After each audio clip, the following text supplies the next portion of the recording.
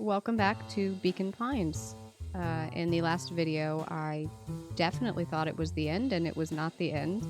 I really hope this is the end, and not because I want the game to end, but because I want to know what happens. This has been really cute and interesting. I love a good mystery, so let's get into it. The heist. They spent the night's end huddled around that small map, formulating a plan to infiltrate the headquarters of Perennial Harvest. It would be no small feat. A modern facility equipped with all manner of technology, not to mention the swarm of clipboards that would most certainly be scattered throughout. By the time the sun began to peek through the car window used as a makeshift balcony door, all were in agreement. This could just work. The final day before the festival would be used to prepare. They'd need to pool every resource at their disposal, pull every favor with a thread. Even enlist some unsavory characters around town with important tasks only they were suited for. Luckily, there was enough ill will and mistrust toward Perennial Harvest that alliances could be found at a bargain. Luka, Beck, and Rollo rubbed their eyes as they exited the treehouse. They hadn't slept at all that night. There was no time. The festival was to begin in one day, and they each had their assignments. All right, quick recap. Rollo, you're going to talk to Roxy. Poor Julie. Without her and Fitz, this whole thing could go bust. Me? Cordial is my middle name. Uh-huh. And how do you plan to explain your new... He waved vaguely at Rollo's sizable figure. Circumstance.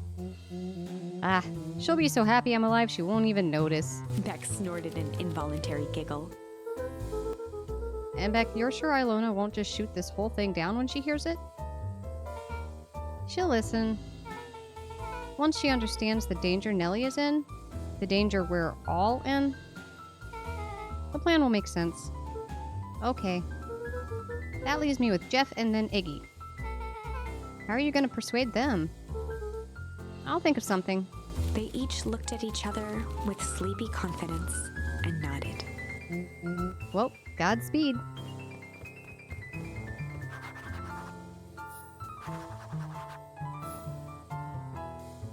So I definitely am wearing new glasses for the first time, and I feel like this is going to be tough.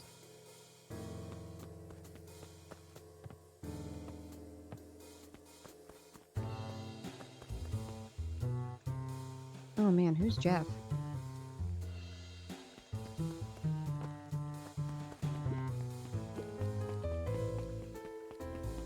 And maybe the cart kid? And I have no idea actually.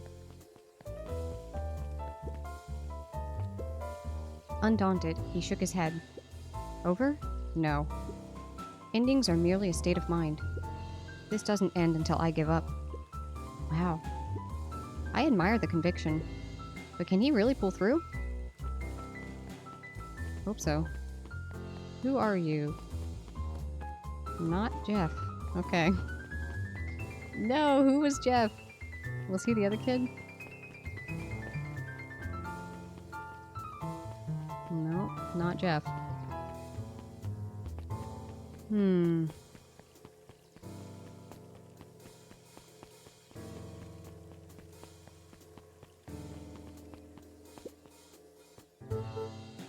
There's Jeff. Hey, Jeff.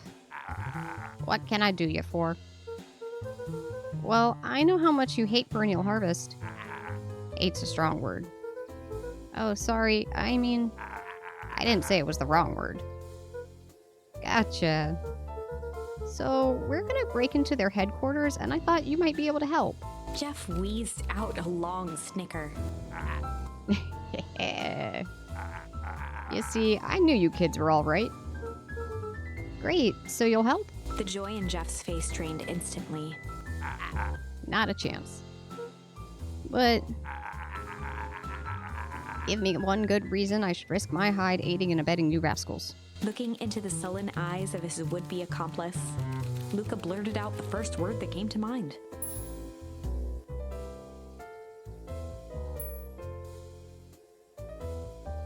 This is quite the branch. Fight! I've done enough fighting for one lifetime and more than my share of losing.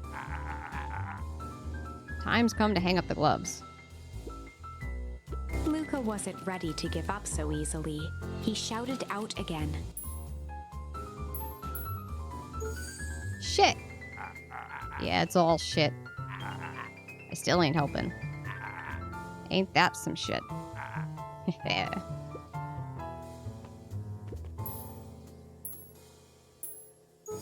Hide! Jeff's brow perked up. What'd you say? Go ahead and hide then. Sensing some traction, Luka carried on with vigor. Let a bunch of kids do what needs to be done. We're not afraid. Jeff's scowl faded with a sigh. Say what you will about old Jeff, and they all do. But you'll never hear him say I hid from nothing. One good stomp of the foot was all Jeff needed to drive his point home. What was it you kids needed? Some sort of disguise. I've got just the thing. And while we're at it, that crate should come in handy. This ain't gonna be free, you know. I'm thinking 5 bags of sour gobs should cover it. Put it on my tab? Luka offered out his open hand to seal the deal. With a firm and dusty grip, Jeff reciprocated. Done. Swing by first thing in the morning. Every time Jeff shows up, I give him a new voice, and I'm so sorry. Happens when you don't realize that characters are going to be important, I guess. Honestly, every time everyone shows up, they have different... Yeah, okay. Hey, Tish. Look who it is. Luka, are you here to try and tickle us to death again? Look, just hear me out. Iggy raised an eyebrow suspiciously. We're listening. Iggy, I know we've both been giant bags of... shit to each other. Iggy gave a reluctant shrug. You're not wrong. But lately, life has been kinda... strange, you know? Iggy considered the point. Things have been weird around here. So I'm offering a truce and asking for your help. What do you say we... break our hostilities, at least for now? We do like breaking things. Even if a truce means less breaking things. What if I told you there was a way to have a truce and break stuff? Go on. I need you to cause a distraction so I can sneak into Perennial Harvest HQ. A wild-eyed grin spread across Iggy's face. My, Luka Van Horn. I'm impressed. And after all this is done, maybe you and Tish can come hang out at the treehouse sometime. Iggy glanced over to Tish, who nodded in agreement. Fine. But not because we want to see your crappy treehouse. We just like to cause chaos. With a quick nod, Luka was off. Did you hear that, Tish? Iggy gazed up at Tish with a smile. You invite us to hang out at the treehouse. A single tear ran down Tish's cheek. I never expected this day to come. How wonderful. Chapter 7. Into the Hive. A good heist requires preparation. And thorough preparation takes time. Something they had precious little of. So far, everything was in order. Jeff, Iggy, and Tish all agreed to do their part. Beck radioed Luka that night with a simple and covert message. We're locked and loaded on my end. And Rollo, after a lengthy confession, managed to persuade Roxy and Fitz to help. He stowed away in mission control for the night to avoid attracting attention. Rollo, being uniquely suited for the role, would be the first to breach Perennial Harvest. The outfit provided by Jeff wasn't perfect, but a convincing disguise is 10% wardrobe, 90% confidence. Oh no. Rollo took a few vigorous breaths and shook out his arms.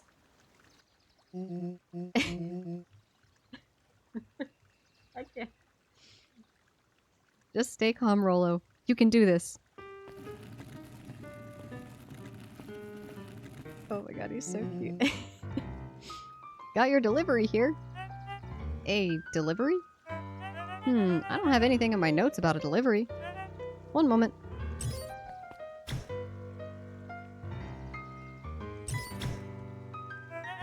I'm so sorry, but there's no delivery scheduled for this morning. Right. He had to think quick. That's because this goes directly to the founder. He asked that it be kept secret. Rollo sighed, adjusting his tool belt. You know how the founder can be. I suppose we can leave this one off the record.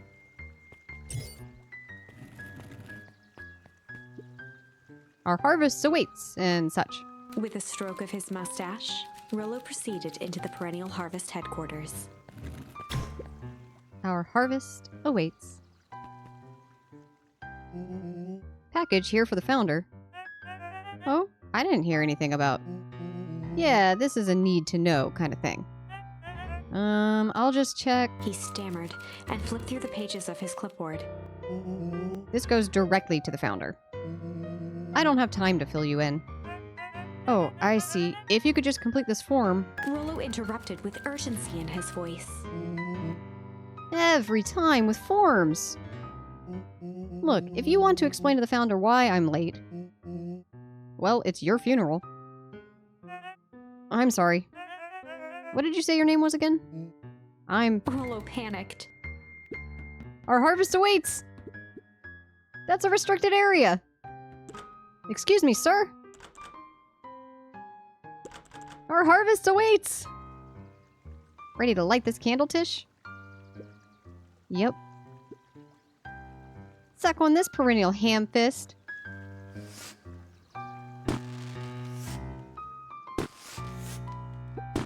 Ooh, what was that? The distraction was enough for Rollo to regain his confidence. Just open the damn door. I've got a job to do. The clipboard fumbled around in a frenzy. I should check on that noise. Oh, come on! Just buzz me in already. Okay.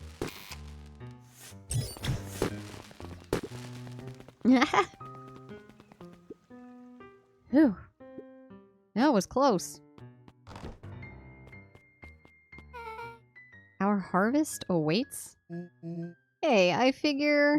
When in doubt, stick with the classics. Well, that was a close one. But you pulled it off. Nice work, Rollo. Alright, everyone knows what to do? Yep, deep engineering is to the north. I'll go with Beck. In case she needs some muscle. I'll head east to the founder's office. You two be safe.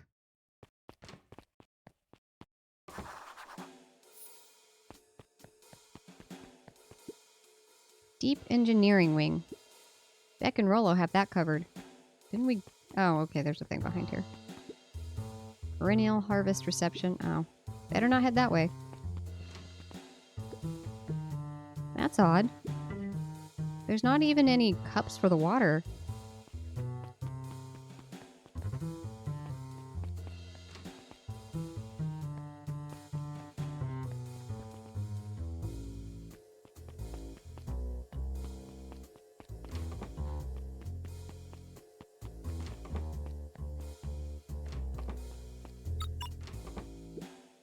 Soloman? Soloman stopped in his tracks. Luka? What are you doing here? It's a long story. Are you okay? A veneer of confusion flashed across Solomon's face. His words rushed out dramatically. No, I am most certainly not okay. Some strange people grabbed me and... Were they in hazmat suits? Yeah, how did you know that? They brought me here and locked me up, and when they were distracted, I ran. Dang, okay, you should stick with me. We've got a plan. Solomon's facade briefly faltered. We? Yeah, Rollo and Beck are headed to deep engineering. Thank heavens you found me. We've got to get out of here. We can't leave just yet. But they'll catch us again. I've got to do something first. When you were running, did you happen to see a door marked Founder? Founder? Why are you looking for him? I'm not. I just need to get into that office. Now that you mention it, I do think I saw a door that said Founder. It was just down this way. Luka happened to notice a plaque above the door. Office of the Founder. Knocking comes with consequence. Oh, here it is. Smooth one, Soloman. So it is. It's pretty lucky I ran into you, or else I might have missed it. Truly fortunate. Luka tried the handle. Locked. Soloman leaned forward to examine the mechanism. Regrettably, it seems to be some sort of electric lock. I don't see how we could possibly defeat a lock like that. Luka smiled and looked at his watch. Let's just wait a minute.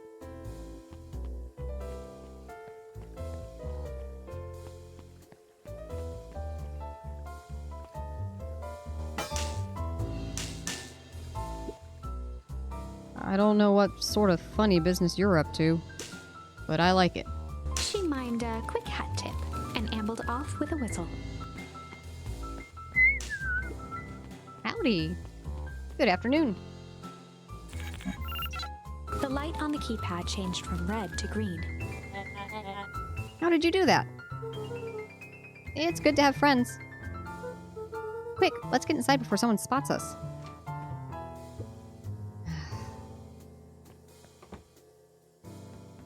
Luka switched on his walkie-talkie. Rollo, I'm in. As expected, there's a control panel. Great timing. We're stuck at a locked door marked 24601. Need you to get us through. What if someone catches us? We should get out of here. I'm not leaving my friend, Soloman. On the computer screen, a green cursor blinked in a password field. Surely you don't have a way to get around the password. Luka pecked out his best guess. Underground secrets. The screen blinked to life. Columns of green numbers glowed on a black background. How did you just guess that? Oh, it's this absurd password Rollo heard when he was down here before. It's funny how someone arrogant enough to call themselves the Founder uses such a basic password. Or they were really thinking several moves ahead, not expecting anyone else to guess something so simple. These villain types always end up outsmarting themselves. Solomon's jaw clenched into a half smile. Your powers of deduction are as impressive as your look. Luka quickly scanned the columns for number 24601. Rollo, I think this should do it. Bingo, bango, doors open. Luka, you never fail to impress. What is that slippery lout even doing down there? We have a friend whose mom is in trouble. We're here to get her out. I see. Oh, Luka, I think we're close. The next door's marked 13806. Once again, Luka scrutinized the numbers on the screen. In that moment of distraction, Soloman reached forward and pressed a large red button. Maybe this one opens the lock. Crap, we've got company. Luka, let's go faster. One sec, I can't think with all this noise. He quickly skimmed the screen with his finger. Here it is, 13806. Go, go, go! Curse these fumble hands. My apologies, Luka. Don't beat yourself up. I know you're just trying to help.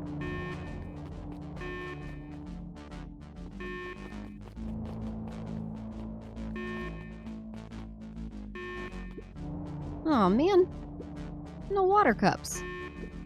Rollo.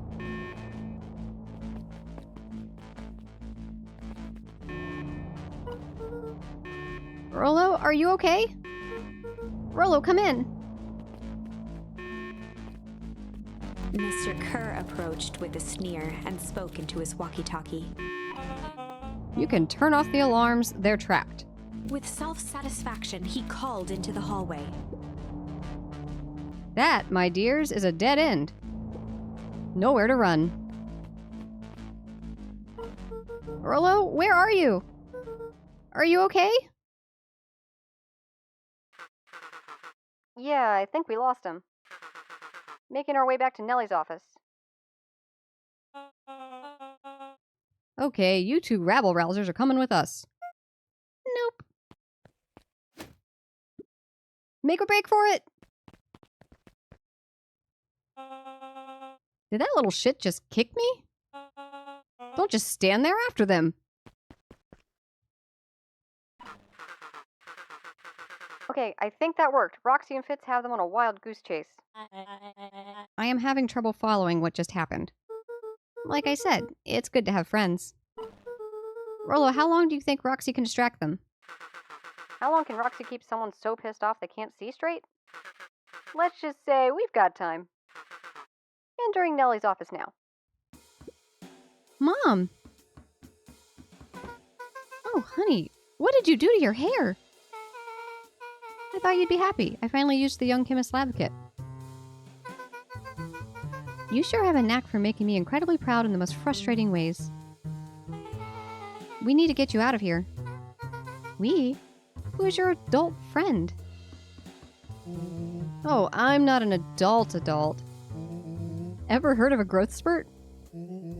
I had more of a growth spew. No, that's not possible. Nellie leaned over to examine his teeth. Substantial banding on the enamel of the molars consistent with Tempest liquamine exposure. Is that what you call the gunk they forced me to drink? You drank it? Oh no. They told me it was only being tested on plants. Oh, Beck, sweetie, I promise I didn't know. Mom, what the hell is going on at this place? I was brought here to work on a discovery of a lifetime.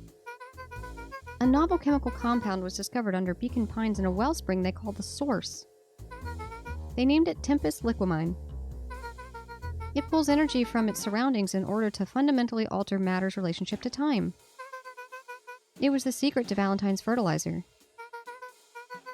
They harvested the Source, infusing small amounts of Tempest liquamine into the product. It worked wonders, drastically accelerating plant growth. Crops would be ready to harvest in a fraction of the time.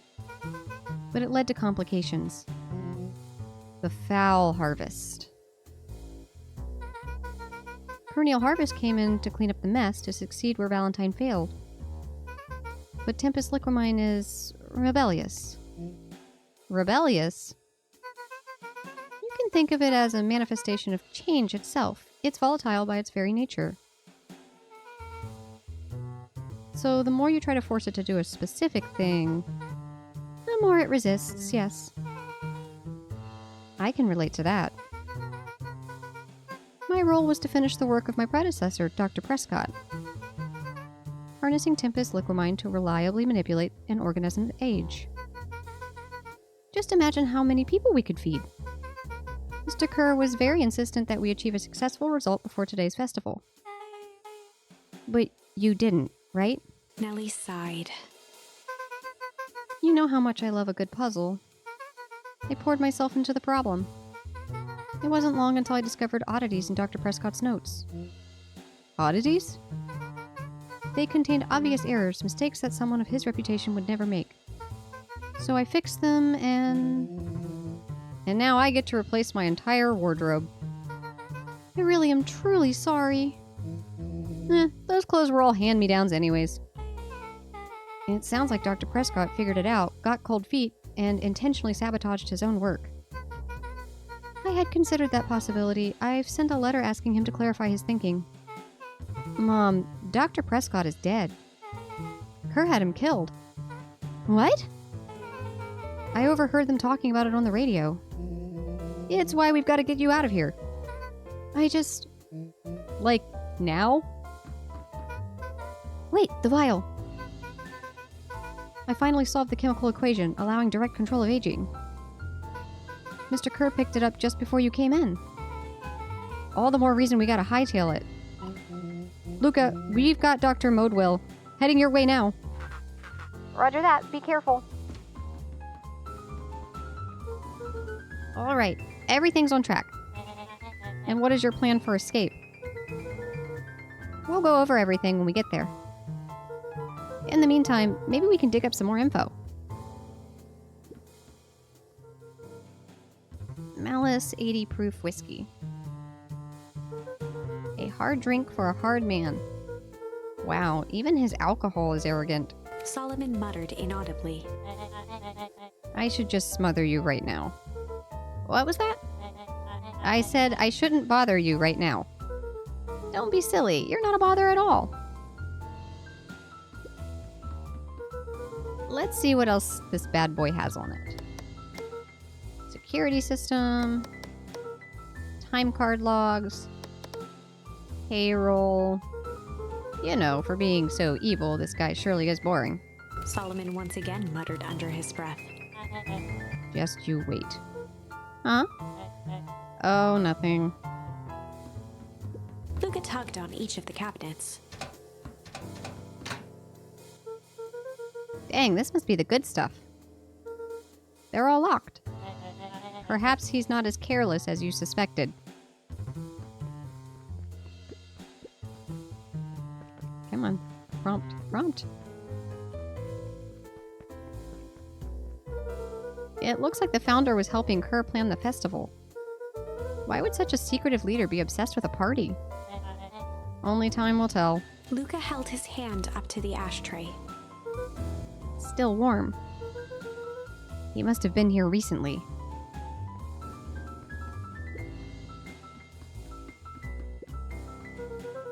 I'm really sorry you got dragged into this mess, Soloman. You needn't worry about me. Well, I feel bad either way. We're gonna get you out of this, I promise. With a subtle, quivering lip, a smile crawled across Soloman's face. They heard the trampling of frantic footsteps from the hallway. Lock it, lock it, lock it! Locked. That was close. When we left Nellie's office, it was swarming with clipboards. We barely got away. Did they follow you? Rolo. Before we start tossing blame around, is it possible someone ordered a pizza? We'd love to hear your thoughts. Definitely not a pizza. What now? Don't look at me. I'm officially retiring from the heisting business. We're so sorry for the inconvenience. We just have a few quick questions. Just let me think. Can someone watch the door? Of course. Everyone else huddle up. Oops. I think this little caper has gone on long enough. Soloman, no! Hush now, child. The adults are speaking. Dr. Modewell, a brief reintroduction is in order. We've never met in person, but we have corresponded. You see, it was I who hired you. Soloman, the pathetic orphan child. The powerful and enigmatic founder. Sharper, the fallen progenitor who created this town. Perennial harvest, Valentine fertilizer. All connected by a single thread. Yours truly. But that's... Her eyes searched the floor in thought. Soloman watched eagerly, waiting for the flicker of epiphany. With a sickened look, she peered into his soul. Yes, now you've got it. Tempest Liquimine, you discovered how to reverse the process. Soloman clapped with genuine delight. Very good, Dr. Modewell. Very good. Though the discovery wasn't intentional. Soloman glanced down, examining his youthful form. And the effects went a little too far for my tastes. That's why you needed me to finish Dr. Prescott's work. Which you did admirably. Mr. Kerr, the vial, please. Kerr presented it with a theatrical twirl of the hand. May I present to you the 8th wonder of the... Before he could finish, Rollo snatched the vial from Kerr's palm. Good job, Rollo. Wow, this stuff sounds pretty valuable. Be careful, you fool! You have no idea what you have in your hand. Actually, we do. You just did a whole evil villain monologue thingy about it. Rollo casually tossed the vial to Luka. Gosh, maybe I'll have a taste. Luka jiggled the vial mockingly. Seize him! Luka! Over here! Move another inch and I smash it. She held it tightly behind her back. Soloman sighed, speaking in crisp, measured syllables. You have no plan. I'll smash it, I swear. Fine, risk killing us all. Or, if you're lucky, nothing happens, then what? We capture you and grant you much less leniency. He pursed his lips with feigned sincerity.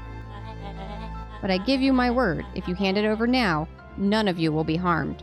A deep uncertainty washed over Beck. You're a smart girl, Beck. But there's no shame in being outwitted by someone smarter than you. We both know there is only one way this ends. She looked to Nellie shakily. With a dispirited nod, Nellie sighed in defeat. Beck slowly approached Soloman. That's a good girl. Beck, don't do it. We can't just trust that jerk. I'm sorry, he's right. With apprehension, Beck conceded. What the fuck, Beck? Soloman pocketed the vial and brushed off his shoulder with a sharp flick. She must have switched it or something. Mr. Kerr, you have allowed yourself to be humiliated by a group of children. Report to my office tomorrow for a performance review. The blood drained from Kerr's face. Of course, sir. But first, you have a speech to make. Trot out there and give me the introduction I deserve. And don't forget to smile. Yes, sir. And to think all of this is thanks to the efforts of Mr. Van Horn. I don't understand. How is this all because of me? I said Mr. Van Horn, silly child. Dr. Walt Van Horn. Your father was always a thorn in my side. I offered him an opportunity to be a part of something great, but the fool was blinded by righteousness. He even broke into my laboratory in an attempt to sabotage my work. Soloman shook his head with gratification. But the universe has a funny way of correcting course. By meddling with a force he didn't understand, Walt showed me its true potential. As fate would have it, Luka, your father's dying act was to grant me eternal life. A muffled applause resonated faintly through the walls. Well, that's my cue.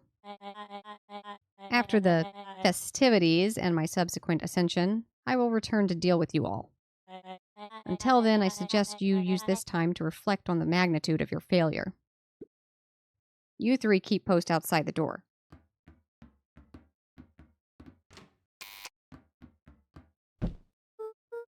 Well, crap. I can't believe Beck sold us out like that. I'm not sure she had any other choice. So what now? What's the plan? I don't have one. Of course you do. You've always got a plan. Rollo. You just need some time. Rollo, it's over. We lost. Nellie was staring at the floor, deep in thought. Sorry, Luka. Give me a minute to calm my mind.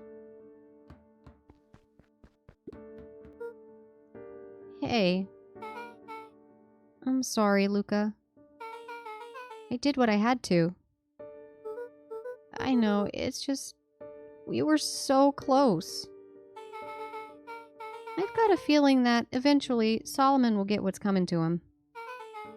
Time wounds all heals. Well, time seems like less of an issue for him now. Luka, Luka, there's something you should know. After Mr. Kerr locked me in that office, I had nothing but time and curiosity. I poked around a bit, hoping to find a means of escape, but I found something else. A note, hidden in a false drawer. What sort of note? Dr. Prescott must have sensed his time at Perennial Harvest was growing to an end. So he left behind a letter with the hope that it would be found by his successor. It was a confession of sorts. He left it for me, but its contents... Luka, I think they were meant for you. Why? What did it say? It was about the incident with your mother. Dr. Prescott found her in his lab with a stolen keycard. There was an accident. She had been exposed to extreme amounts of Tempest liquamine.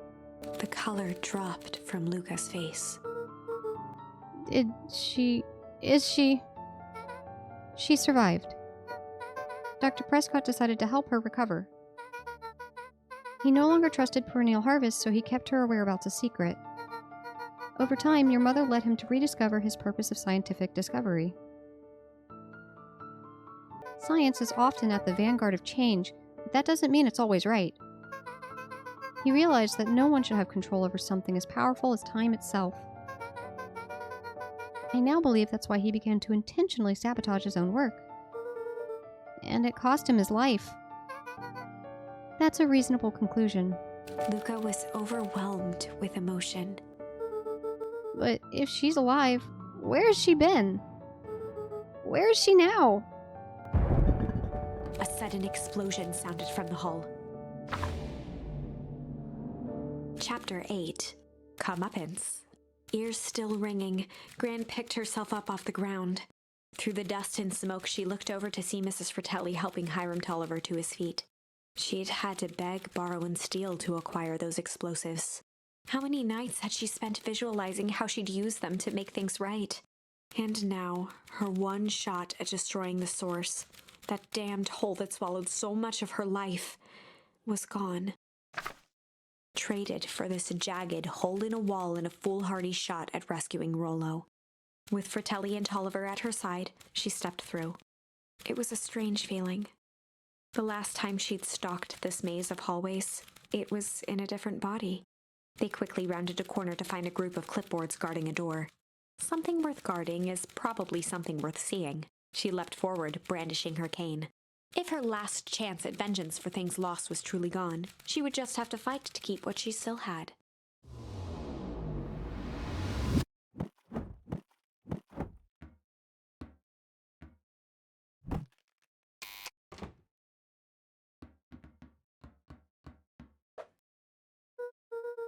Gran, what are you doing here?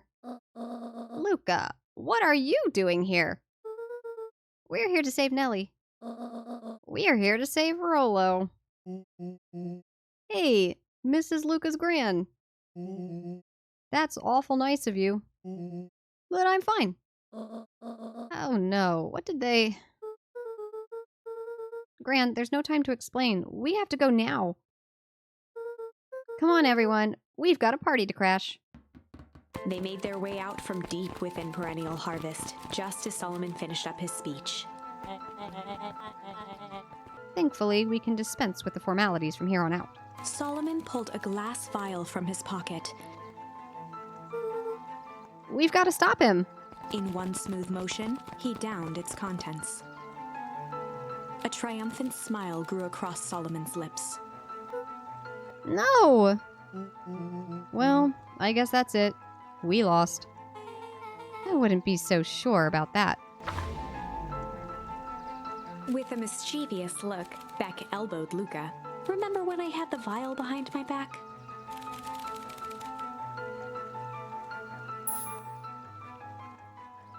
Oh man, there's so many outcomes here. I want it to be Malice, though. I do. I might have tweaked his wonder potion with a little malice. Malice? The whiskey from his office? Yep. Dude had an unfinished glass on his desk. Figured his grow juice could use a little hair of the dog. You can all call me Sharper Valentine. His body and face began to contort and expand as he disappeared into a belching green mist.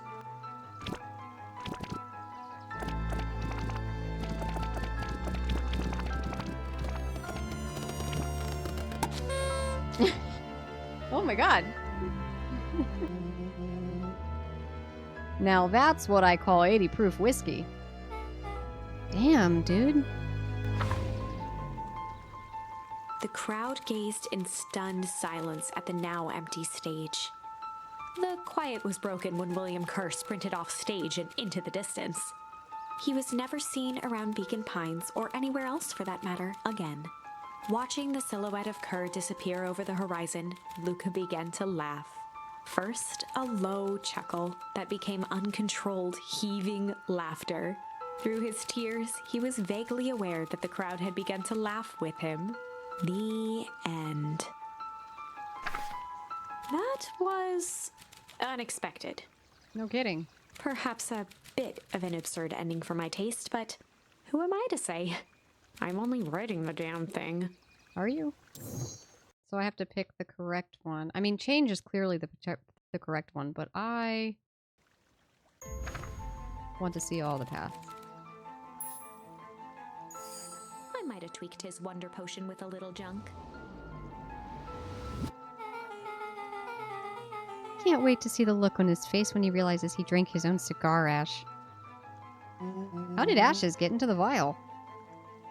It was pretty easy to mess with the vial when it was behind my back. Oh, that's sneaky. Well, it's a bad habit anyways. Paul always says bad habits are like 50-yard field goals. Huh? Hard to kick. You can all call me Sharper Valentine. His body and face began to contort and expand as he disappeared into a belching green mist.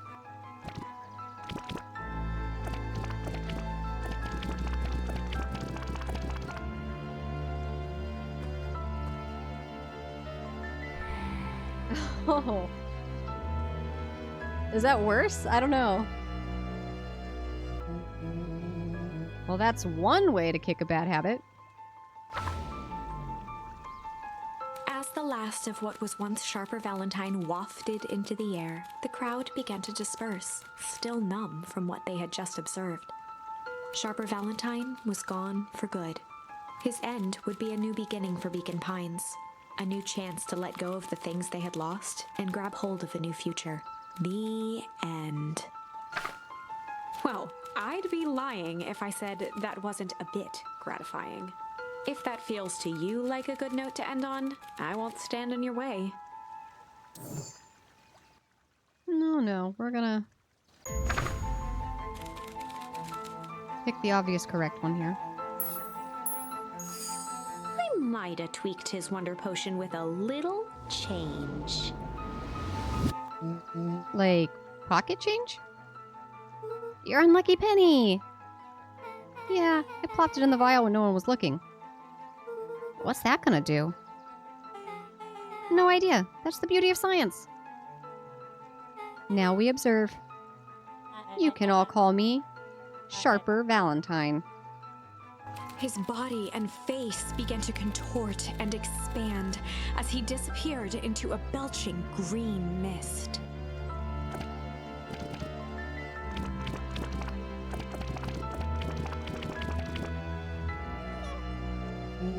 Holy crap! He's a baby! Yeah, but he's still Sharper, right? What he was no longer matters. This is an innocent child. I apologize for all the harm my father has caused you. Eris awkwardly cradled the squirming child. She looked to her brother, her voice shaking with uncertainty. Augustus, what do we do? We do what Valentines always do. What must be done. I'll hurry home and prepare the crib for father. Young Sharper. That would be a great help. Thank you. She looked back down at the infant with equal parts kindness and terror in her eyes. With a shake of her head, Eris addressed the crowd with a stern scowl. Okay, everyone, the show is over. You may leave now.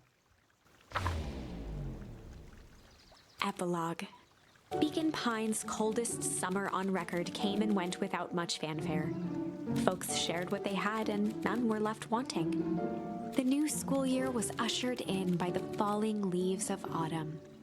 After everything Luka, Rollo, and Beck had been through, middle school was bearable. The chill of winter didn't seem to bother people much. They kindled a hope for a better future in their hearts. When spring arrived, farmers planted their crops with a sense of joy and optimism. And as the dawn of the first day of summer came again, its light slowly spread through the shallow valley. It crept over the town square, across the river, past the neglected welcome sign, and came to rest on a young boy sleeping at dawn, his mind at peace, knowing he is here for a reason.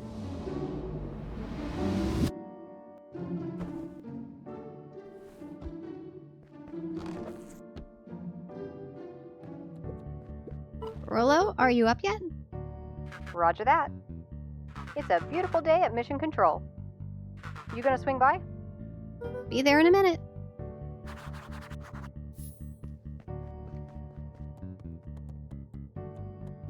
Over time, Eleanor began moving Walt's old things out of the closet and into storage. That's kind of sad. Eleanor had moved back into her bedroom, and now that she wasn't sneaking out late, she even slept there most nights.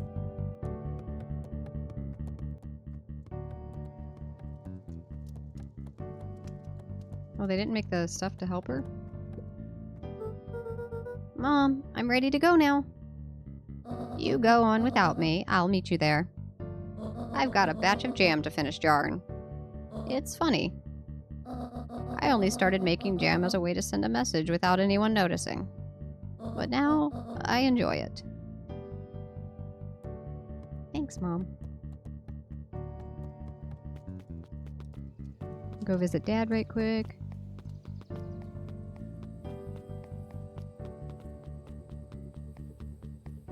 Holy shit. I don't remember the tree looking like that, so I imagine it was different before.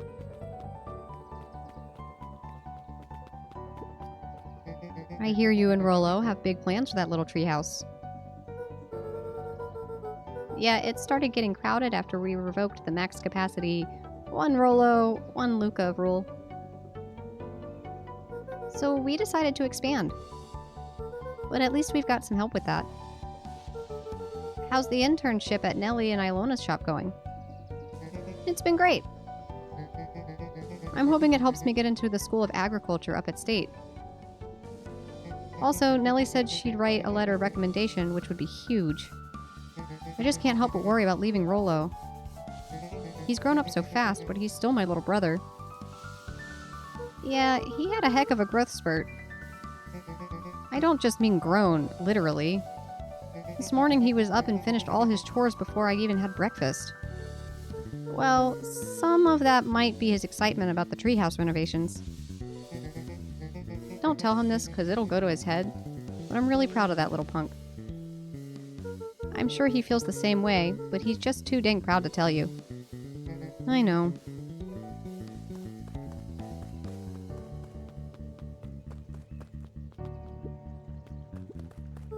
Hey, Gus.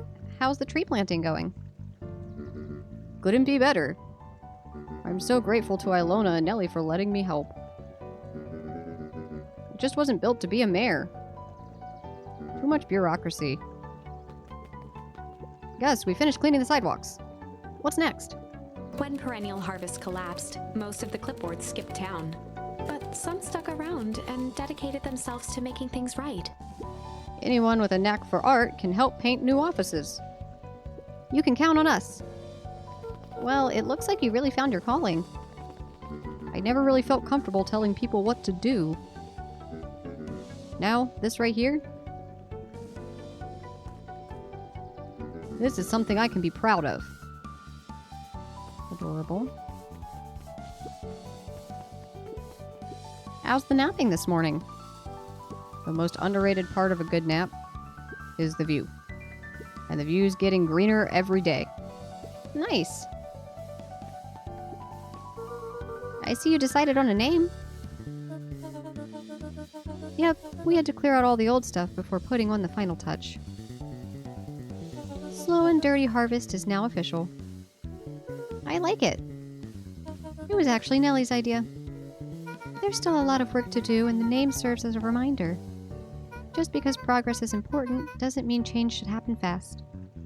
In fact, I've learned that the more you care about something, the more important it is to take things slow. Our motto is, go slow and fix things. Amen to that.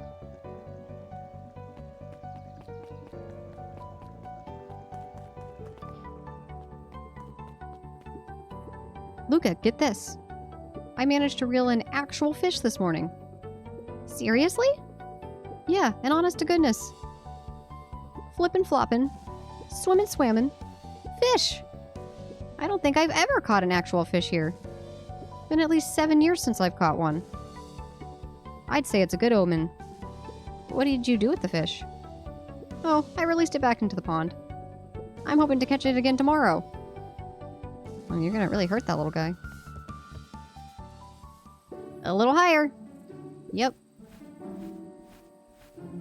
Little lower. Yep. Little higher. Yep. I'm telling you, the angle isn't the issue. We need more power on the radio. Luka, there you are. Would you tell him it's not the angle? Hey, I'm not in charge of antenna redesign. Fine, fine. Iggy, just don't do anything drastic until we get back. Who, me? Tish, you're in charge while I'm gone. Yep. They'll be fine, right? It'll be fine. If we really want Mission Control to turn into something bigger and better, we have to loosen our grip a bit. You're right. Lead the way.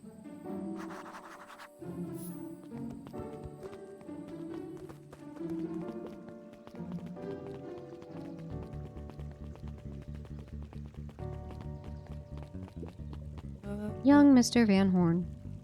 How's little Sharper doing? Young Sharper seems to enjoy nature more than I. So we do a lot of strolling these days. As he,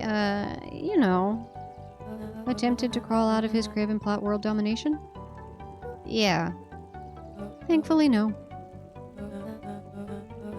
I spoke at length with Dr. Modewell, and she feels that Sharper's infant mind was not developed enough to retain his previous memories. For all intents and purposes, the child is unmolded clay. Let's hope he's a little nicer the second time around. That is the objective, yes. But really, all I can do is try and hope. 2 activities I am endeavoring to find less distasteful. Well, I think you're doing a great job. And the whole town is ready to help however we can. I can't wait to teach him how to throw a baseball. Eris did her best to ignore the tears welling in her eyes. That would be acceptable. What's today's news that needs knowing? I'll give you tomorrow's headline today. Our old friend Patrick C. Montesquieu, aka William Kerr, just performed a stirring rendition of The Iceman Cometh at the State Correctional Facility. I hear there wasn't a dry eye in the house. Well, I guess he has plenty of time to work on his craft.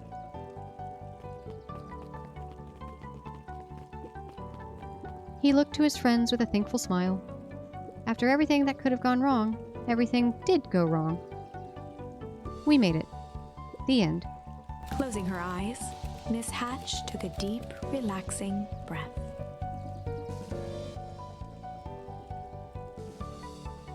Oh, hello, Luka. How are you? Really good, actually. That's wonderful. Did I miss anything? I think you're pretty much up to speed.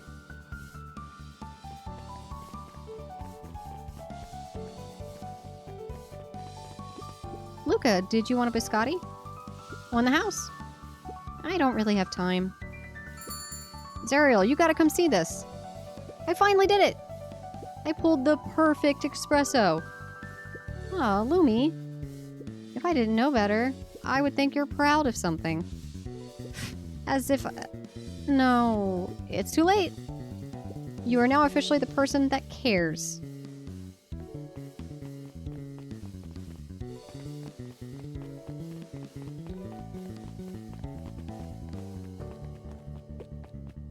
Wow, back for seconds? If it's not too much trouble. For the longest time, I didn't understand the appeal of ice cream. It serves no purpose, other than to be briefly enjoyed and then it's gone. But it's pretty tasty while it lasts. I'm inclined to agree. Hey Luka, can you tell Roxy I'll be free in an hour? Sure thing. My dad's making me stock the shelves for the summer. He said it builds character. I think he meant to say it builds calluses.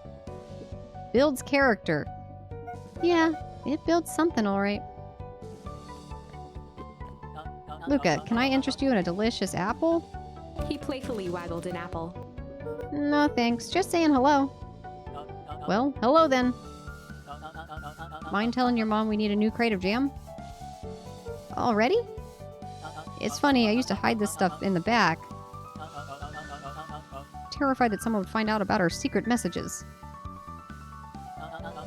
Now, everyone wants to get their hands on Eleanor Van Horn's famous spy jam.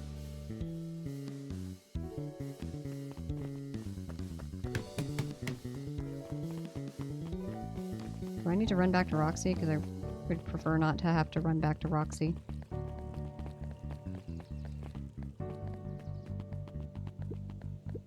I'm glad you swung by. More follow-up questions for your story? Nope, I've got everything I need. Thanks again for that. I sent a draft of the story to a reporter in Capital City, and they offered me an internship. Of course they did. You're an amazing reporter. I don't know about that. A story about a phony corporation that picked up an entire town of people and moved them to cover up a massive illegal mine shaft full of incredibly hazardous chemicals sort of writes itself, if you think about it. Just don't forget us when you become some big fancy city reporter. Capital City isn't that far away. I'm gonna have to come back from time to time to check in and see what sort of new trouble you've gotten yourself into. Sorry to disappoint, but my adventuring days are over. We both know that's not true. What makes you say that? Call it a reporter's intuition. Mrs. Fratelli glowed with a carefree smile. Is that your suitcase? That is 2 weeks of unencumbered tranquility. Excuse me? Would you be so kind as to take my order? 2 weeks of sand, margaritas, and forgotten obligations. Excuse me. I'd love to place an order. Mrs. Fratelli sighed with a zen-like calm. Just as soon as the lunch rushes. I'll be a feather on the wind. You're going on vacation? For the first time in years. And I've got you and your mom to thank. Why's that? She didn't tell you yet? You two are gonna fill in for me at the diner while I'm gone. Just like old times. It's fine, I'll wait. Luka squinted at the faded photo of him and his mom at the diner. Memories of that day came flooding back.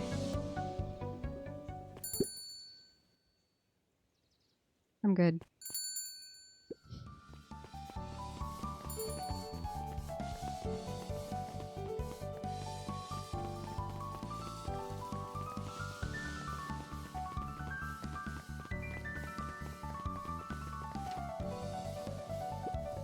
Over the school year, Kato and Bert had become close friends.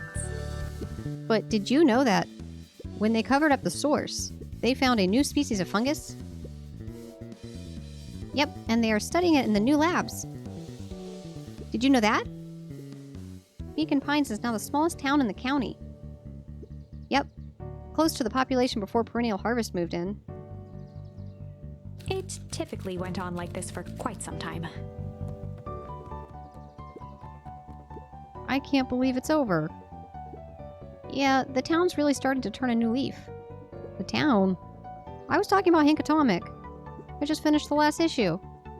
How was it? As great as always. Hank finally returned to Earth. But I just feel weird now. Weird can be cool. It just means you're ready for something new. Any suggestions? You could ask Miss Hatch about what she's always reading. She seems to really enjoy it. Maybe I'll do that.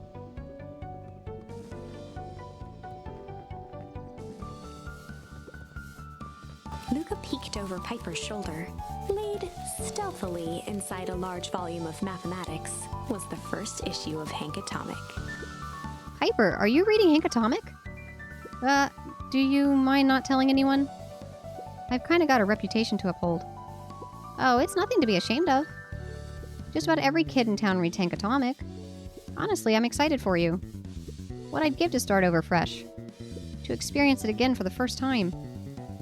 I guess that's the downside of finishing something nice. At least now I can enjoy it again through you.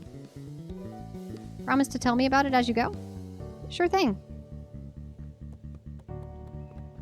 I can't believe they didn't, finish the equation to turn Rollo and Eleanor back to being the appropriate age, though.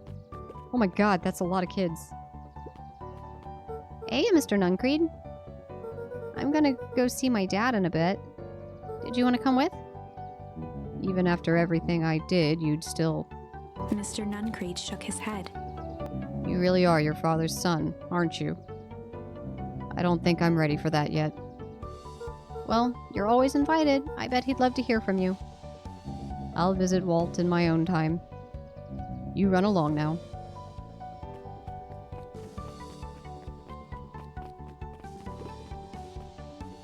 With Perennial Harvest gone, the transportation tubes were left unused. Come on, come all. No one is too big and no one is too small. For Jeff's wild ride. Well, maybe not completely unused. Just one piece of candy. For the ride of your life. Who's next? Me! Guess what? Yesterday I saw Dynasty's Titius. And that's good? It's great! I haven't spotted one of those in years. And at this rate, Beacon Pines is going to become the bug capital of the county.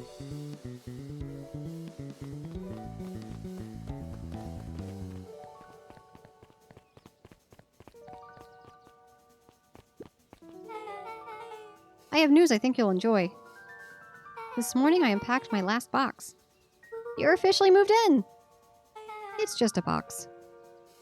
Let's not blow this out of proportion. It sounds an awful lot like putting down roots.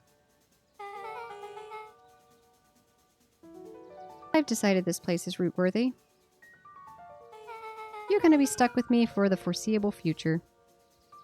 I do have to warn you, most years aren't going to be as interesting as this one. I think I'll manage. Ready?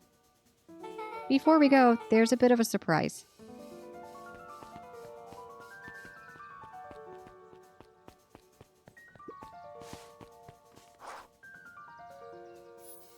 My mom's prepared this tree especially for you. They didn't have to do that. It wasn't just them. Just about the whole town pitched in. We all owe you. It should do okay in the cold of old Beacon Pines. And thrive as things warm up. That's perfect.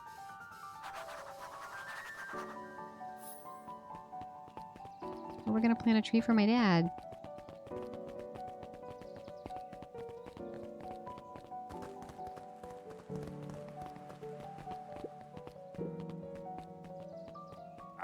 Ah, you got it. Now that's a good-looking tree. Being a special occasion and whatnot, this rides on the house.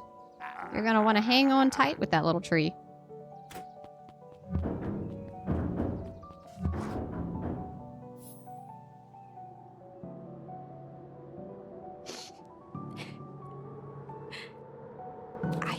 This is it.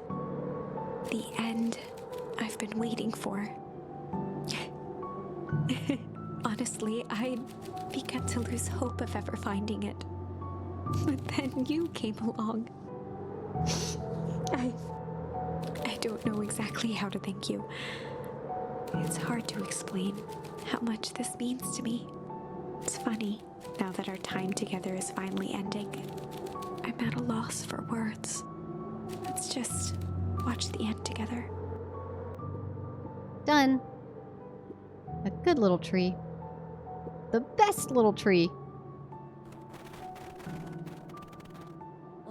Thank you, children. This means a lot. Yeah, thanks for everything.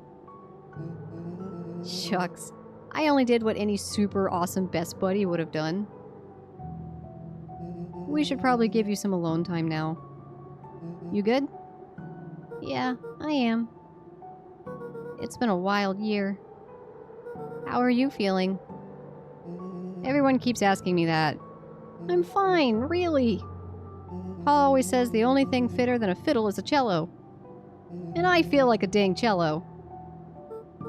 Well, if you ever stop feeling like a cello, I'm here for you. I know, you don't even have to say it. You two make an awesome pair. Excuse me? We're a trio now. Yep. Thanks. There's just one thing missing now that you're a part of the group. Missing? Let me tell you a little story about a man named Hank Atomic. Oh, God. I won't be long. We'll be waiting for you back at the phone booth. I found a perfect way to start our summer.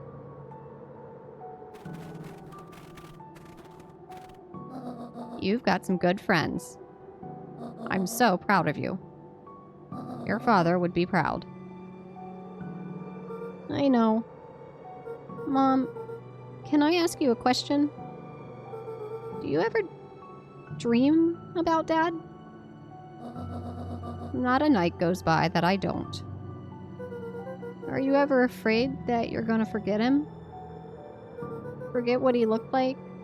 Forget his voice? No, because so much of him lives in you. He loved that old tree, but I know he would have loved this one more. Because his two favorite people planted it. I'll give you two a moment.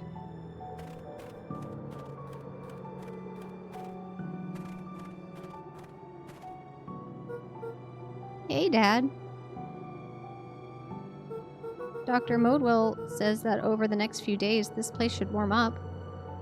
So you won't have to be so cold for much longer. I think I finally understand why you left that night. There were things you believed in. Big things. Those beliefs were the things that made you, you. If you wouldn't have stood up to Sharper, stood up for what you believed in, you wouldn't have been the same person anymore. You had to go. But that didn't mean you loved us any less.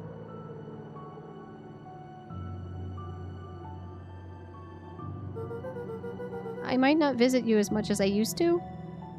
I know you'd understand.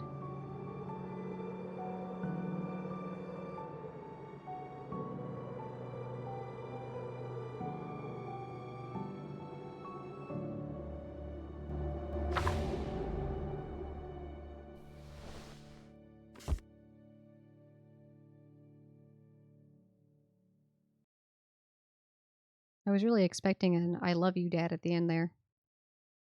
Is this the end? Oh, it is. Thanks everyone for watching. I hope you enjoyed it and didn't kick me in the teeth too much about the constant change in voices. Because I'm pretty sure even Rollo changed every episode. I think Eleanor and Luka were the only ones I had consistent, so I apologize for that. I really enjoyed this. It was really cute. You know, it had a mystery. I do kind of feel like the very end where he turned into, or Sharper turns into a baby, kind of didn't have as much oomph. Mostly with character reactions, though. I liked that he turned into a baby. I like that he gets to start anew. That's very sweet. Especially for his daughter, who now, you know, kind of has found her own place in life, and his son, too, and it's very cute. Yeah, so overall, I really loved this game. It was absolutely brilliant. All the characters were amazing. Rollo is definitely my favorite character. He's too just perfect best friend material. Like, yeah, you get in fights, but he's always there to make you laugh, smile. He's really the person you want by your side at all times. Adore him. Beck is also cool. You know, the cool kid who's kind of a loner, but no, Rollo's got me all the way. He's my favorite character. And if you enjoyed this, I hope you'll enjoy the next video. If you could like and subscribe, and I will see you next week.